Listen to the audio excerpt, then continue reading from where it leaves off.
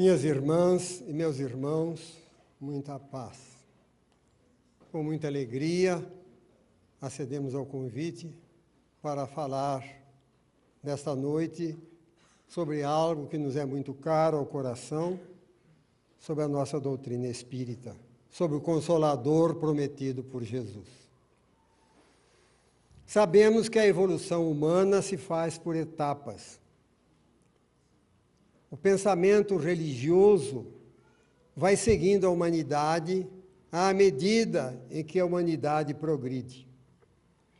Os princípios éticos, aqueles princípios que norteiam o relacionamento humano, o princípio religioso, tudo isso é dosado pelo alto através dos séculos sucessivos.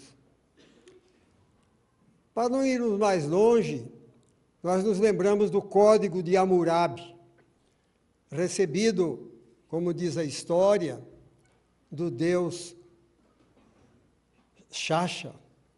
São 282 princípios, 282 recomendações para o relacionamento humano. É um código duro, pesado, se observado hoje, mas devemos nos lembrar que Hammurabi foi um rei da Caldeia, morava na Babilônia, 500 anos, 400 a 500 anos aproximadamente antes de Jesus. E o Código de Hammurabi é aquele que previa, um tratamento muito duro aos erros, aos crimes, aos equívocos da humanidade.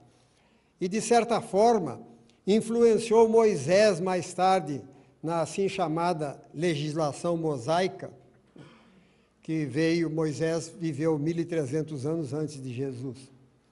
Nós não podemos confundir a legislação mosaica com os 10 mandamentos. Os 10 mandamentos constituem revelação divina recebidos por Moisés no alto do Monte Sinai. E o próprio Jesus, quando veio, disse: eu não venho destruir a lei, venho dar-lhe cumprimento. E Jesus observou todos os 10 mandamentos. Ele veio trazer novos ensinamentos. Mas Moisés, também lidando com um povo rude e atrasado, produziu a sua legislação, que está contida nos 5 primeiros livros do Velho Testamento, o assim chamado Pentateuco bíblico. Ali estão os ensinamentos de Moisés, as leis de Moisés, que nos parecem muito estranhas e que dão a ideia de um Deus, de acordo com a visão deles da época, um Deus como se fosse um soberano terreno, dotado de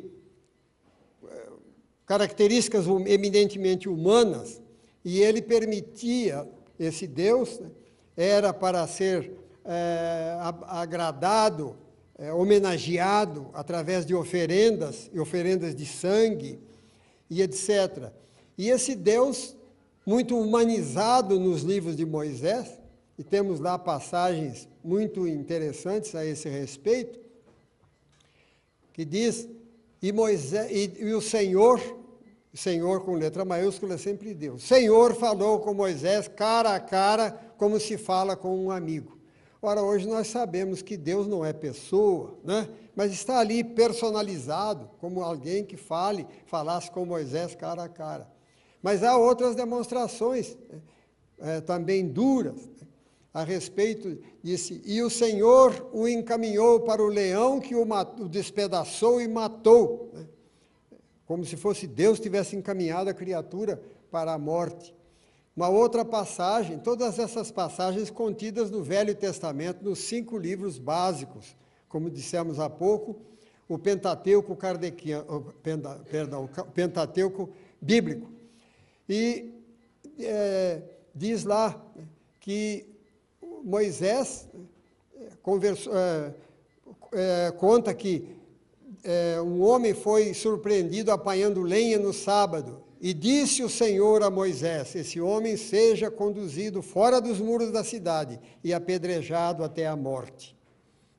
Há uma outra passagem que diz, que a palavra que Deus teria dito a Moisés, toma os cabeças do povo, enforca-os ao Senhor, para que o ardor da ira de Deus se afaste dos povos de Israel.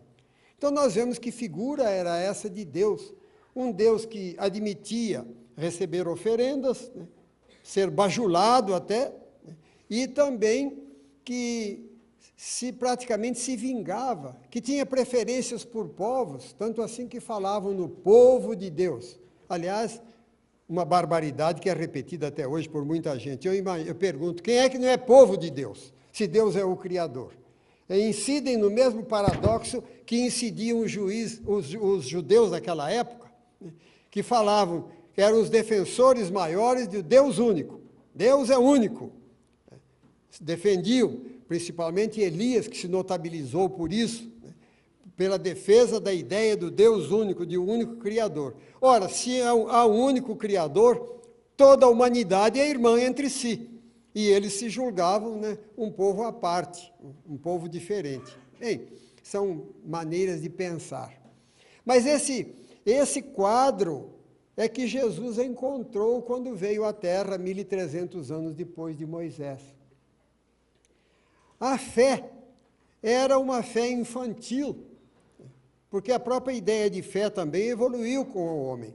Era uma ideia infantil, porque era um sentimento primário, como um sentimento de defesa, como tem a criança diante dos pais, diante da mãe, é aquele sentimento puramente emocional de defesa. A criança sente que ali há proteção, há amparo, mas não entende isso, sente